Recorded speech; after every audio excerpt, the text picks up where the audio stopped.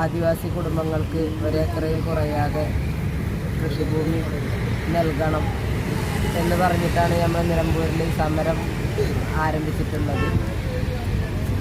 അവിടുന്ന് ഒരു 500 ചില്ലാൻ ആൾക്കാർക്ക് സ്ഥലം കൊടുക്കുകയുണ്ടായി.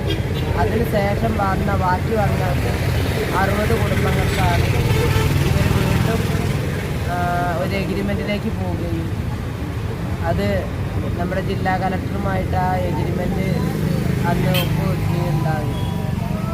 6 മാസത്തെ സമയമാണ് നമുക്ക് തന്നിട്ടുള്ളത്. പക്ഷേ 1 വർഷം 5 മാസം കഴിഞ്ഞിട്ടും ഞങ്ങൾക്ക് എഗ്രിമെൻ്റ് പ്രകാരം പറഞ്ഞ വാക്ക് പാലിക്കാതെ അവർ ഞങ്ങളെ നിരന്തരമായിട്ട്